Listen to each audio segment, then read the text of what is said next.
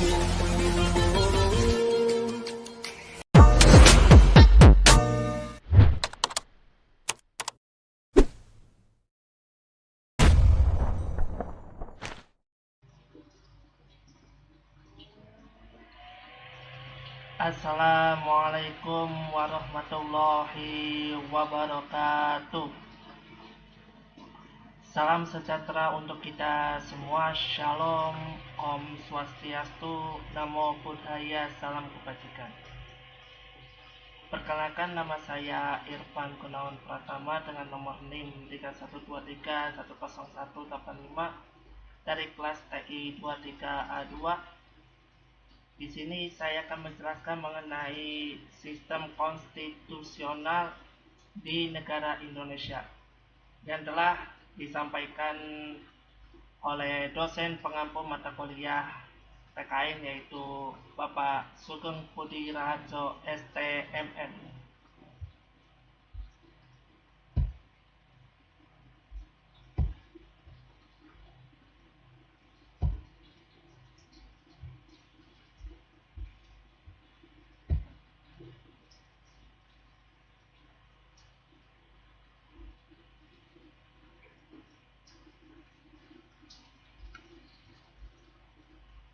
Kita lanjut ke slide selanjutnya.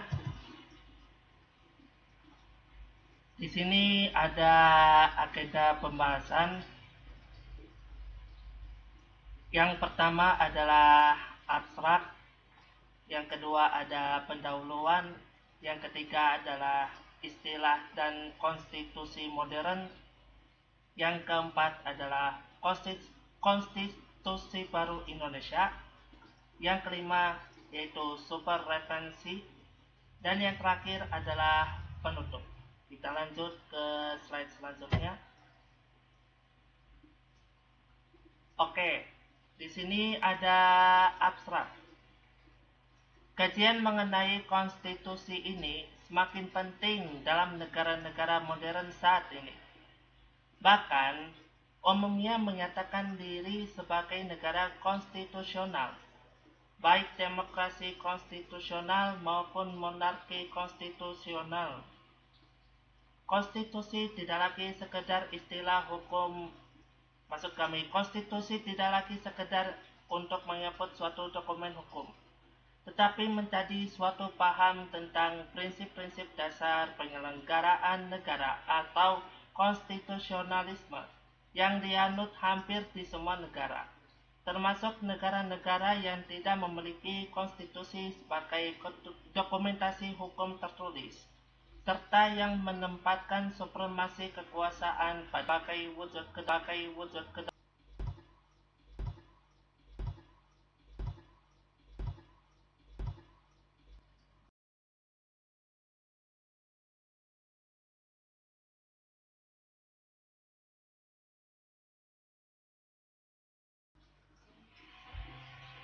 Oke, di sini ada pendahuluan. Secara garis besar, perwujudan kedaulatan rakyat dalam kehidupan bernegara dapat diklasifikasi di dua macam, yaitu dalam lembaga perwakilan rakyat atau parlemen, dan dalam bentuk konstitusi sebagai wujud perjanjian sosial tertinggi. Negara-negara yang menganut perwujudan kedaulatan rakyat dalam parlemen mengakibatkan dianutnya prinsip supremasi parlemen. Konstitusi dalam negara tersebut dapat dibuat atau diubah dengan produk hukum parlemen atau legislative act. Sedangkan negara yang menganut perwujudan kedaulatan rakyat pada konstitusi menempatkan konstitusi sebagai hukum tertinggi. Kita lanjut ke slide selanjutnya. Inilah istilah dan lahirnya konstitusi modern. Ada dua kata klasik berkaitan erat dengan pengertian konstitusi saat ini, yaitu politeia atau Yunani kuno dan constitution atau bahasa Latin. Keduanya berkaitan dengan kata jus. Kata politeia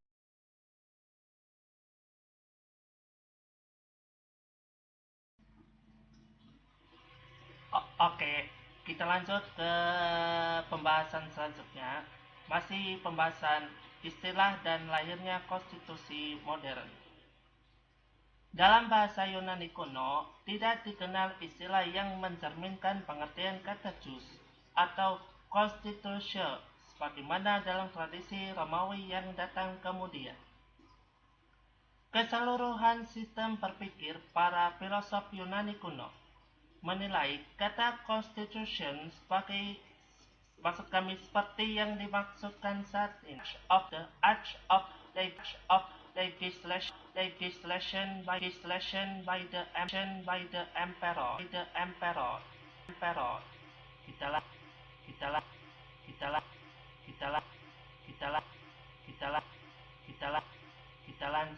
Kita lanjut ke slide selanjutnya.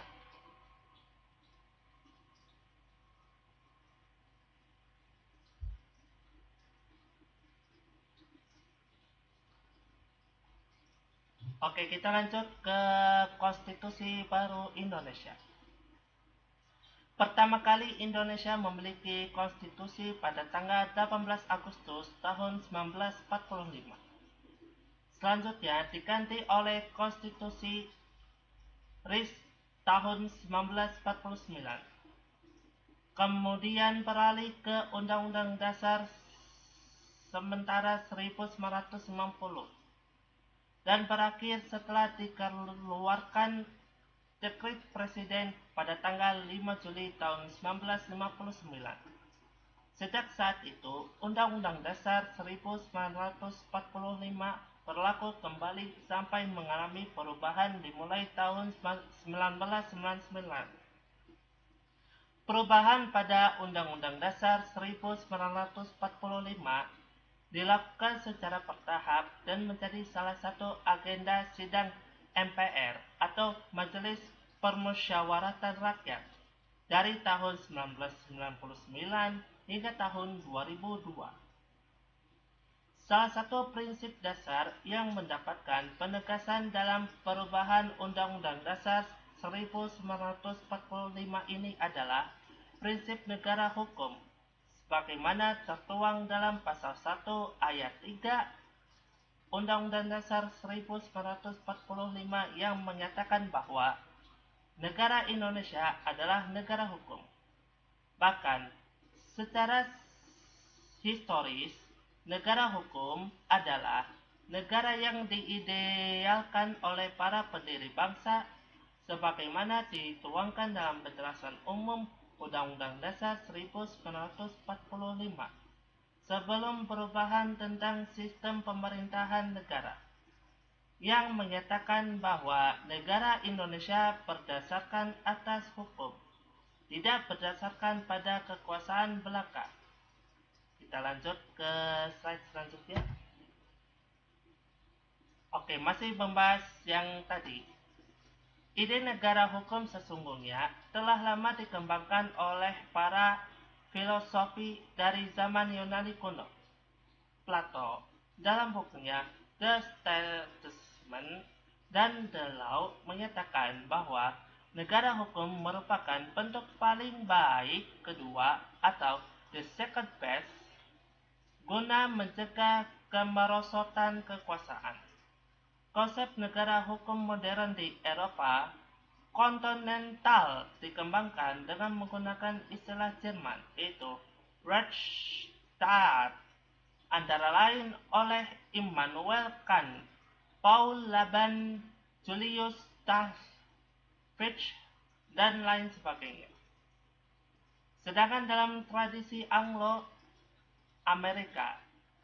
konsep negara hukum dikembangkan dengan sebutan the rule of law yang dipelopori oleh F.V.H. Selain itu, konsep negara hukum juga terkait dengan istilah nomokrasi atau nomokrasi yang berarti bahwa penentu dalam penyelenggaraan kekuasaan negara adalah hukum.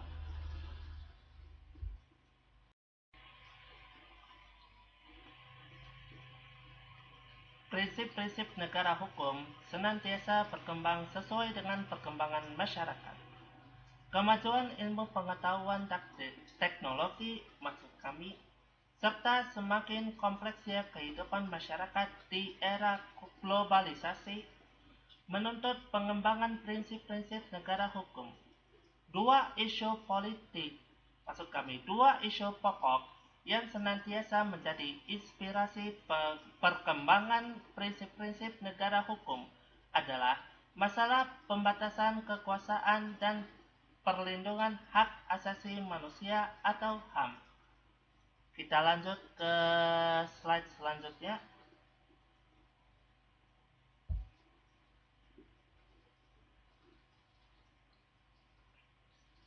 Berdasarkan prinsip negara hukum, sesungguhnya yang memerintahkan adalah hukum, bukan manusia. Hukum dimaknai sebagai kesatuan hierarkis maksud kami, tatanan norma hukum yang berpuncak pada konstitusi.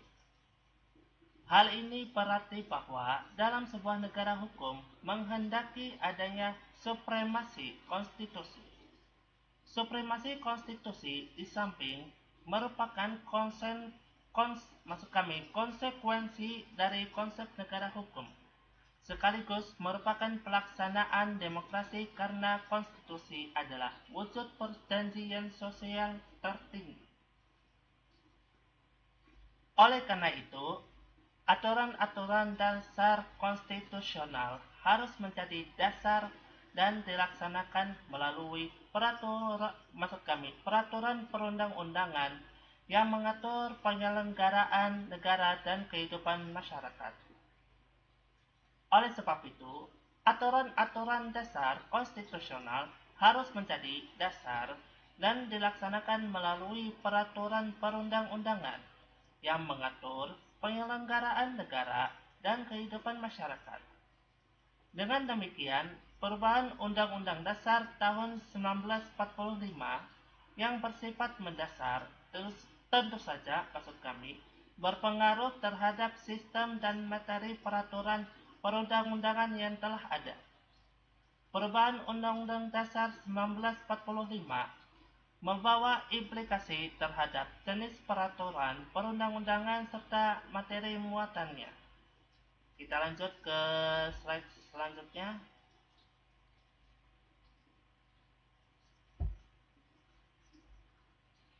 Oke, kita masuk ke slide-slide terakhir. Ini adalah kesimpulan. Konstitusi menepati posisi yang sangat penting dalam perkembangan kehidupan bernegara. Pengertian dan materi muatan konstitusi berkembang seiring dengan perkembangan peradaban manusia, organisasi kenegaraan. Dengan meneliti dan mengkaji konstitusi, dapat diketahui prinsip-prinsip dasar kehidupan bersama dan penyelenggaraan negara serta struktur organisasi suatu negara tertentu. Bahkan, nilai-nilai konstitusi ini dapat dikatakan mewakili tingkat peradaban suatu bangsa. Seperti halnya Konstitusi Madinah. Konstitusi Indonesia pun mengikat segenap lembaga negara dan seluruh warga negara Indonesia. Oleh karena itu, yang menjadi pelaksana konstitusi adalah semua lembaga negara dan segenap warga negara sesuai dengan hak dan kewajiban masing-masing, sebagaimana diatur dalam Undang-Undang Dasar tahun 1945.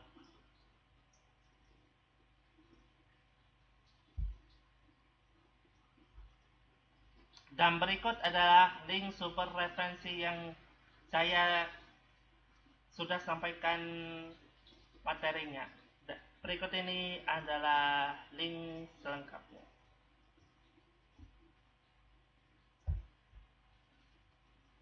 Oke, materinya sudah selesai.